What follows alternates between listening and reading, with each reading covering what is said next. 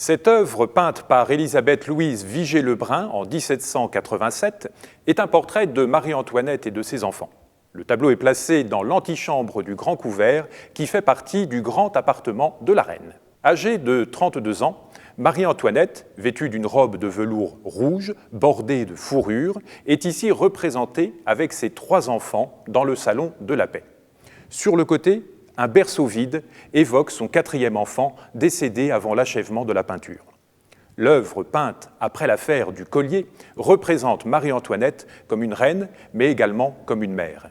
Elle ne porte pas de bijoux, car ses enfants apparaissent comme son véritable trésor. Marie-Antoinette est née à Vienne le 2 novembre 1755. Destinée à sceller la réconciliation franco-autrichienne menée sous Louis XV, elle épouse le dauphin, futur Louis XVI, dans la chapelle du château le 16 mai 1770. 4 enfants naissent de cette union.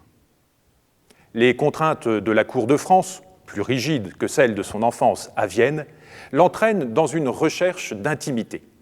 Marie-Antoinette aime à se retirer dans ses appartements intérieurs, mais aussi à Trianon et au hameau qu'elle fait construire dans un style champêtre. Surnommée l'Autrichienne, Marie-Antoinette est la cible de pamphlets, libelles et autres caricatures, surtout à partir de l'affaire du collier en 1785, escroquerie dont elle n'est que la victime. Son attitude ambiguë pendant la Révolution française accélère sa fin tragique. Jugée à la Conciergerie, elle est guillotinée le 16 octobre 1793 sur l'actuelle place de la Concorde.